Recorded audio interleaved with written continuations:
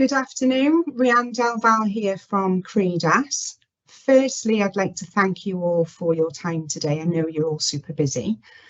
This will be one of many webinars that we'll be holding over the next weeks and months, bringing insightful information to you, our customers and potential customers, on legislation changes. Today, we're looking to run you through the recent legislation changes with regards to right for work or right to work. As you know, legislation is constantly evolving and constantly changing. And our job here at Credas Technologies is to make sure that you guys are up to date with compliance and make sure that you're doing everything from a legislation point of view. So one of the changes recently was the right to work. So we're going to talk through that. Just to point out at the top, you do have a question and answer tab. So any questions that you have, feel free to pop them there. However, these webinars are going to be short and sharp and will last no longer than 15 minutes. So we will come back to you after the webinar with the answer to your questions. As part of the recent right to work changes, the government have recommended that you do use an IDSP provider, a certified one such as ourselves, and we're very proud to be one of those IDSP providers as well. However, with further ado, I shall be passing you over to Lewis Lancaster, our compliance manager, who's going to talk you through those legislation changes. Thank you. Over to you, Lewis. Thank you, Rhiannon. So yeah, as Rhiannon said, there have been some changes recently. Everything came into effect on the 1st of October of this year, really. So what we're going to look at today, just very briefly, is in terms of right to work checks, why do we do them? Who do we have to do them on? When do we do them?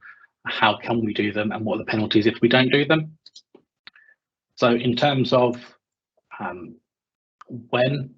it's just gone wrong. In terms of why perform right to work checks, in a nutshell, it's legislation. You know, the government introduced the Immigration Act in 2014. Within that, it said that any individual that wants to work in the UK has to be able to evidence their right to work. The punishment for not having that right to work, but giving employment to someone without the right, includes civil penalties. So they would be fines from the Home Office. This legislation was then updated in 2016 and introduced, making it a criminal offence. So in addition to the civil penalties, you were then also subject to criminal offence if you were found to be employing someone without the right to work. So in terms of why we do it, simply put, it's legislation, it's the law, and you know there are some dire consequences if you don't do it. In terms of who we perform those checks on, effectively it's any employee. You know, there are other legislation out there where there are exceptions. With this one, it's a case of if someone is working for you, they need to have a right to work check completed on them. Doesn't matter what nationality they are, if they're British, Irish, from overseas, that check has to be completed. It's subject to anyone over 16. Anyone under 16 can obviously sometimes work in exceptional circumstances, such as local newspaper delivery, and anyone under 16 wouldn't have to be. But when you're looking at proper employment, full-time employment or part-time employment, it's 16 or over without fail. In terms of when to perform those checks, so it has to be done before the work commences. It's no good having them come in, start their shift, and then halfway through saying, oh wait, can you give me your passport so I can check that you've got the right to work? All of the checks have to be completed before the work commences. Additionally as well, sometimes there are times when follow-up checks will need to be done. So it might be that someone is based on overseas, and when they've come over, they have been given the right to work, but it might be time restricted. So the Home Office might have said, okay, well, they can be here for 2 years and then they'll need to reapply to stay here. And so when you're doing your initial right to work check and you're first onboarding them, you're supposed to take note of that 2-year time limit. And then in 2 years' time, if they're still with you, you check with them again and check that they've still got that right to work. Another instance as well with follow-up checks might be if someone is new to the UK and they haven't yet got evidence of their right to work, their application will be with the Home Office. You're able to check with the Home Office that their application is with them. They will always have a letter through from the Home Office to say, we're looking at your application. You can check with the Home Office. They will say, yes, the application is with us. And then usually they'll then give you that right to employ that person for a period of 6 months, after which you then need to go back to the government, back to the Home Office and say, is their application still with you? Have you approved it? Have you declined it? And you'd need to do that follow-up check there. In terms of how to perform right to work checks, so there are 3 ways. The first one is a manual check. As Rhiannon said, there has been a change, and as I said earlier, it's the 1st of October. So during the COVID pandemic, the Home Office allowed people to send through their identity documents, send through a scan of their passport to a potential employer, and then allowed the employer to just get the person on a video call, get them to hold up the passport and say, yeah, you look like the same person, that's fine. As of the 1st of October this year, that changed. And now in terms of manual checks, the employer has to hold that physical original document in their possession. So if the person is perhaps remote and you want to do a manual check, the person is able to, although obviously we wouldn't recommend it, send that original passport through to you in the post. The employer would then have to have that physical passport in their possession. And then in terms of saying, yes, this is the person, that video call is still permitted, or of course they can be there in person. But the main thing is that since the 1st of October, with that manual check, you have to be in possession of the original document. It can't be sent through to you or anything like that. And it can't be a copy that's been sent through to you. It has to be that original document. The second way is to use an identity service provider like ourselves. So it was the beginning of April, 6th of April, when the Home Office decided, actually technology is useful. Technology can do all of these checks for us and make things compliant. And so they joined the UK Digital Identity and Attributes Trust Framework, which is a framework intended to make sure that anyone that is doing technology checks to verify someone's identity, ensure that there's that consistency, that there's a standard that's met. And currently the Home Office and the DBS are the only government bodies that are using the UK Trust Framework. So within that, they do recommend that you use a certified identity service provider like ourselves, who has been certified under that framework. And then your final way of performing the right to work check is a Home Office online service. So it might be that your potential employee isn't a UK or Irish citizen and they're based from overseas.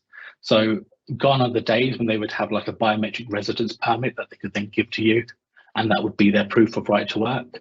It's now a case of anyone from overseas, they have to provide you with a share code, and then as the employer or using an IDSP such as ourselves, you can go onto the Home Office website, enter that share code, and you'll get a report which says, yes, Joe Bloggs does have the right to work, as well as any conditions such as if it's time restricted or a maximum amount of hours or any specific jobs they're not able to do. So they're the 3 ways that you can do right to work checks, and they are the only 3 ways where you'll have that statutory excuse, so that if it's found that you are employing someone who doesn't have the right to work, if you have verified them in one of those 3 ways prescribed, that's your statutory excuse, and that will save you from being fined or imprisoned. So as I mentioned, IDSP, you can use those. So I mentioned the trust framework, it is quite new. The Home Office is one of the first ones on there, as I said, along with DVS, and they really are hammering home the fact that there are IDSPs such as Credas, and it's in an ideal world, everyone would be certified against the framework. Currently, not everyone is. So it's really recommended that you do use one that is certified against the framework. And it may well be that if you do use an IDSP that isn't certified, and then you are found to have employed someone that doesn't have that right to work check, it might be harder to substantiate and evidence to the Home Office that the appropriate checks were undertaken when there are those providers that have been certified against the framework. In terms of certification, each provider is certified against some identity profiles. I mean, identity profile is just a way and method of verifying someone's identity. So here at Credas, we've done M1A and M1C, which are accepted by the Home Office. Effectively, the difference is one uses the NFC chip within a passport, and then the other uses just security features, looking at the picture, checking that there's no tampering or anything like that. And as I mentioned, you've got that Home Office online service as well for anyone that's not a UK or Irish national, and some IDSPs such as ourselves can facilitate that check for you. So as I mentioned, there are penalties, both civil as well as criminal, since 2016. So the civil penalty, you're looking up to £20,000 per illegal worker. it's really big. It's a really big fine. So it's one of those things you don't want to be skipping it. You want to be making sure you're doing that check. You want to make sure you're doing it correctly to get that statutory excuse. And then worse than that, the criminal conviction up to 5 years imprisonment. It's no joke. They're taking it seriously. They really want to make sure that only those with the right to be here in the UK and those with the right to work are actually receiving money and are receiving employment. So up to 5 years imprisonment if you are found to be employing a disqualified person. And as I mentioned, your only safeguard against those is having the statutory excuse by doing the right to work check in one of the 3 ways previously mentioned. So the Home Office gives plenty of information. So there's Employer's Guide to Right to Work, which I'd recommend people read. It's not too cumbersome. It's laid out in sections quite easy. There's also the Employer's Code of Practice, just to say another one. That's it in terms of the webinar. We have been asked some questions in advance, so I can address some of those now. So one of them is, why do I still need to validate it's the person I interviewed? So the main thing is, even when you're using a provider such as ourselves, the Home Office has said that the employer still has that obligation to check that the person the provider has done the check on is the person that's going to be doing the job. I think this really makes sense. It's easy for me to turn around and say in an interview, my name's Doug Jones, when really it's not, knowing that actually I don't have the right to work, but I do have a friend called Doug Jones, and then I get Doug Jones to do the check. His passport's verified, it's proven, yes, he's got the right to work, but actually my friend Doug isn't the one doing the job. So it's very important that you make sure that whoever has been checked and whoever has been verified is actually the person you're dealing with to ensure that there aren't any fraudulent cases. Someone said, what documents do we need to be DIATF certified? So in terms of using an IDSP, so the DIATF is obviously only about using digital identities and using technology such as ourselves. So the Home Office has currently said that the only way to be DIATF compliant when using an IDSP is if a British or Irish passport is used. So any other document, isn't acceptable. Of course, in usual practice, something like a birth certificate and a national insurance letter would evidence someone's right to work. But when using an IDSP such as ourselves, those wouldn't be sufficient. You would have to see those in person. Only an Irish or British passport would be sufficient. And more importantly, it has to be in date. Again, the Home Office has made it quite clear that if it's an expired British or Irish passport, that again is acceptable, but only if you see it in person. So it's a valid in-date British or Irish passport, and that can be used by an IDSP and make you DIATF compliant. Someone asked, do I still get the statutory excuse if it's not NFC? Yes, as I mentioned, we're certified against 2 profiles. One is M1C, where you've got the NFC chip read, and then you've got M1A where you have them, and that goes through a number of security features and security checks. So that way you can still be covered even if the person doesn't have NFC. So certainly you can still be DIATF compliant even if the person's passport doesn't have a chip in it. That said, obviously, I think the first chip was introduced in the year 2010, perhaps before, and obviously passports last 5 to 10 years. So in this day and age, every single passport that would be used should have a chip in it. But obviously some people use devices that can't read chips, but then you can still fall back on that M1A profile and you'd still have that statutory excuse. Someone asked what if the passport's expired? So I've just covered that off. So yeah, it's a case of you can use an expired passport, but for those, the Home Office has said it has to be in person. You have to manually see that passport. It can't go through electronic technology such as ours, unfortunately. Finally, the DIATF audit trail, is it valid to override?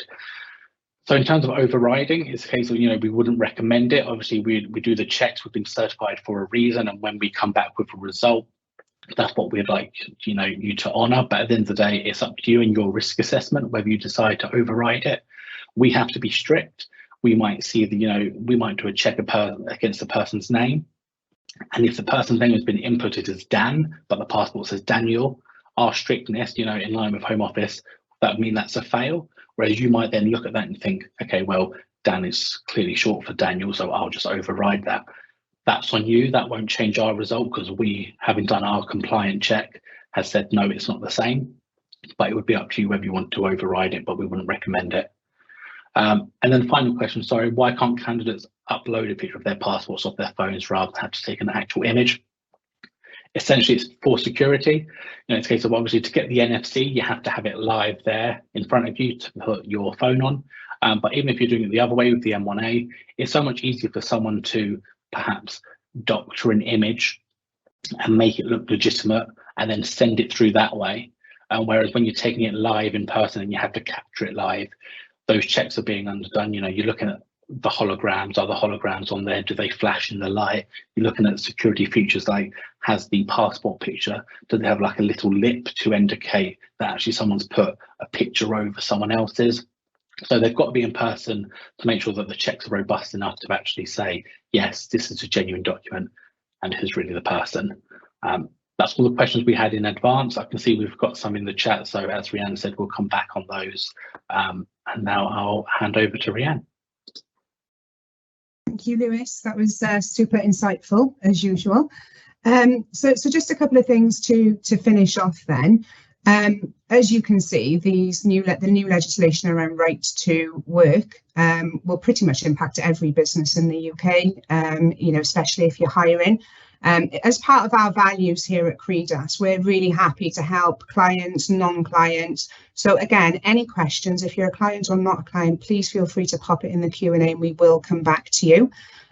Also, just to put it out there as well, if there are any non-clients on the webinar today, we're more than happy for you guys to test out our right to work checks as well and give you a couple of free credits just to test them out. Please feel free to, again, pop a note in the Q&A or email us at sales@credas.com. But that's it for today, and we will obviously be in touch with further webinars that we're going to be hosting in the coming weeks. Any questions and we will come back to you. But once again, thank you very much for your time today. We really appreciate you spending your lunchtime with us. Thank you.